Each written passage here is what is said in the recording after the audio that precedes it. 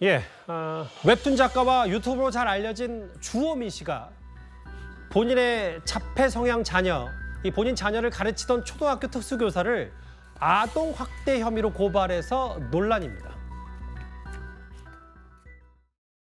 그리고 한 서너 살 되면서 뭔가 이제 다르다는 걸 좀 알게 됐죠. 엄청 밝고 사람을 좋아해. 근데 이제 표현이나 이런 게 뭐랄까요? 일반적이지가 않죠.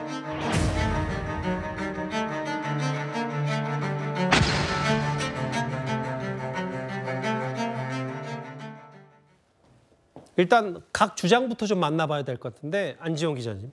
주호민 씨 얘기는 본인의 아들이 훈육을 당했을 때 녹음 파일을 들어보니까 이게 뭔가 고발할 만한 상황이었다, 이렇게 판단하고 있는 거예요? 네, 맞습니다. 지난해 9월이었어요. 일단 그 자폐 성향을 가진 아들이 돌발 행동을 해서 특수학급으로 분리가 됐는데, 여기서 평소와 다른 행동을 보였기 때문에 이걸 확인하기 위해서 녹음기를 같이 들려서 등교를 시킨 겁니다. 근데 여기에 담긴 내용이 보면 단순 훈육이라고는 보기 힘들 만한 내용이 담겼고, 결국은 담당 교사를 아동학대 신고를 한 거죠. 현재 그 교사는 직위 해제된 상태에서 재판을 받는 중입니다.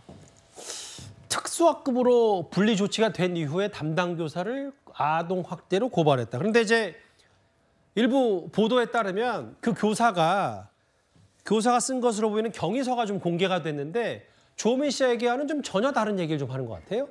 네, 일단 정확하게 중립적으로 볼 필요가 있는데요. 이 교사가 다소 부정적인 표현을 사용했고, 본인이 격앙된 상태에서 지도를 했던 것에 대해서 속상한다라고 해서 어느 정도 자신의 잘못도 있다는 건 인정을 하고 있습니다. 중요한 건 이렇게 경찰 조사를 받고 문제가 될 만큼의 정서적 학대는 없었다는 거고, 또 하나 중요한 거는요, 양당 간이 아니라 이 주 작가의 아들로 인해서 피해를 봤던 학생들이 있다는 겁니다. 결국 이 학생들은 아무런 잘못이 없죠. 그들에 대한 2차 피해를 방지하는 차원에서 본인이 좀 강하게 훈육을 했을 뿐, 정서적 학대 의도는 전혀 없었다는 게 이 교사의 주장입니다. 그러니까 좀 정리를 하자면, 안지용 기자님, 이게 자폐 성향을 좀 갖고 있는 주호민 작가의 아이가 어떤 행동을 했고, 그 행동이 좀 문제가 됐고, 그 행동을 하는 훈육하는 과정에서 그 교사가 주호민 씨가 느꼈을 땐 좀 강압적인 행동을 했다 해서 고발했는데, 주변의 반응들은 주호민 씨와는 다른 얘기를 하고 있고, 여기까지가 좀 정리가 된 거죠? 네네. 현재 이제 오늘 주변 반응들이 많이 나왔는데, 학교 관계자들은 이 평판이 좋은 선생님이라고 얘기를 했고요.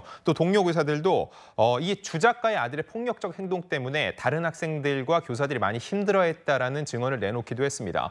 그리고 또 학부모들 같은 경우는 이 교사는 굉장히 특수교사로서 헌신을 했던 분이고, 이로 인해서 매일 탄원서도 쓸 수 있다. 명백하게 이거는 교권 침해 사례라고 볼 수 있다는 주장도 나오고 있는데, 현재까지는 어느 쪽이 옳다 그르다 단정 지을 수는 없다는 건 분명히 말씀드립니다. 일단 지금 여러 온라인상에서는 주호민 씨에게 좀 불리한 얘기들이 좀 있긴 한데, 말씀하셨던 것처럼 좀 더 신중하게 접근하게 됩니다. 웹툰 작가로 잘 알려진 주호민 씨 자녀 논란 얘기가 오늘 온라인에서 뜨거웠고요. 그럼 지금까지 들어온 여러분들의 목소리를 만나볼 차례입니다. 첫 번째 댓글입니다.